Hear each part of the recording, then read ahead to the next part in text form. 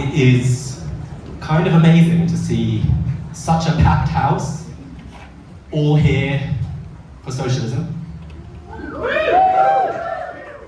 and all here for a publication that is serious about both restating the fundamentals and rethinking them for a changing world. So, since I'm the resident historian in the team, I thought I would start with something about this project and where it fits in Tribune's history.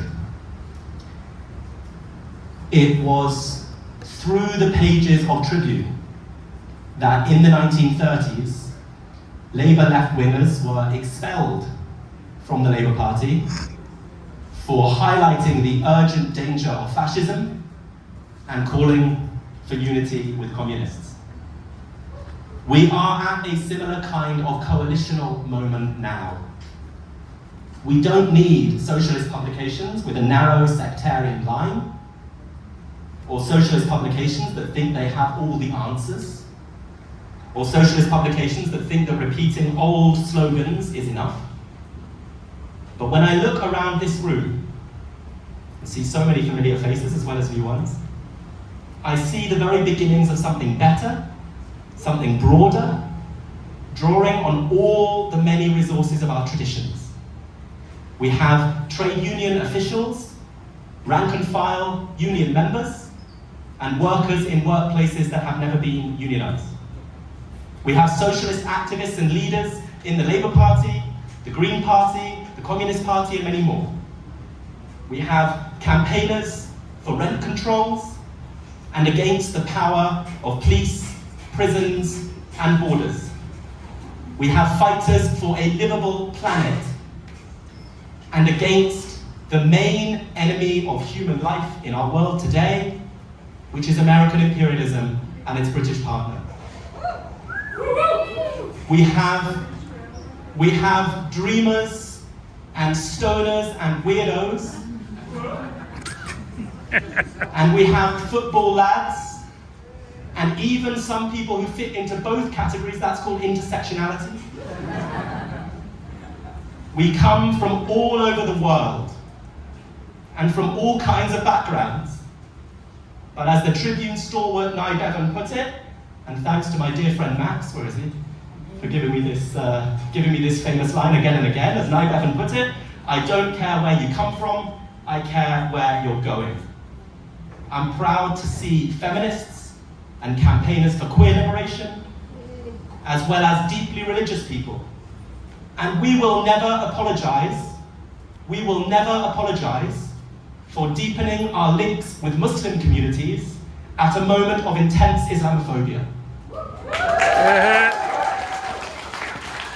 Anything else, for those of you who have seen the attacks in the right-wing press, anything else would be a betrayal, and I'm extremely proud to work for a publication that is now more connected than it's ever been to Muslim communities in Britain. The right may mock these alliances, but we know that it's our job to make these kinds of broad, surprising, strange, weird coalitions work. Because if we don't make them work, we will all be destroyed together.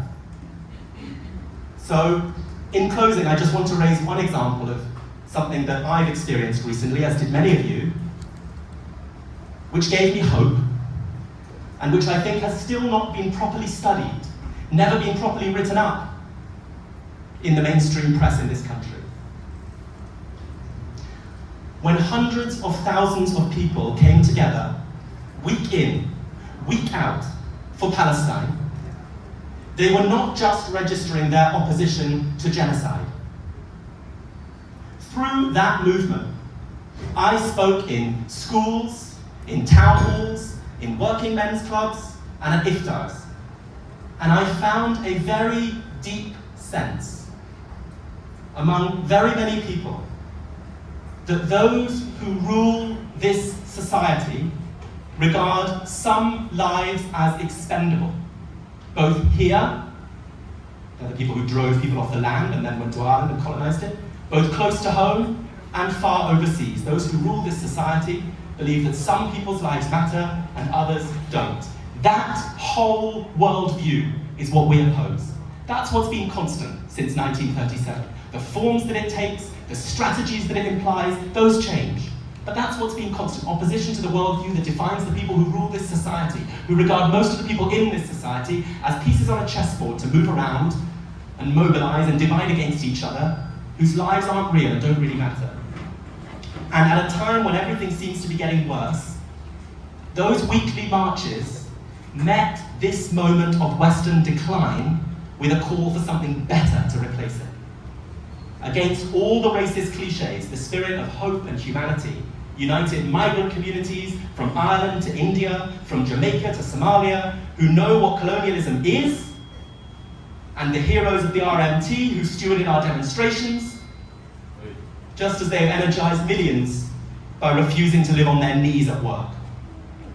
The single call that unites us is for a world where people can flourish together rather than being turned against each other, so that billionaire platform capitalists can profit from our loneliness while our communities wither. So, we're here tonight because we refuse that miserable trajectory. We're here tonight because we want to stop the path towards Farageism and despair that we're on. We want to work out how to stop it. And over the coming years, that will mean asking seriously why we keep losing. It will mean setting aside old dogmas and old camps on the left, and learning to listen and to learn more widely. I've got a new podcast that's trying to do that. It's called Postscript. The idea is the postscript of Western civilization. What comes next? Please listen to it. We've got one of the first guests, the brilliant historian David Edgerton, in the room with us tonight. We're going to shun left-wing anti-intellectualism. We don't need that. Be unafraid to ask big questions. And I want to say to everyone here, and tell people you know, if you are involved in struggle and reflecting on it and thinking about it, its challenges, the pages of Tribune are open to you. So in that spirit, it gives me enormous pleasure to introduce to you this evening, and she definitely doesn't know this is how I'm going to introduce her, my childhood crush.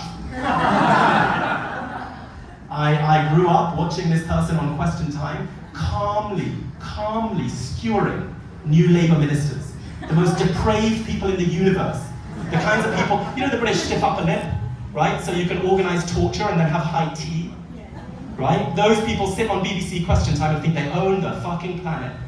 And I got to turn on the TV as a kid and see this quite small woman skewering those arrogant, narcissistic idiots. So it is my enormous pleasure to welcome, please give it up, for Salma Yaqub.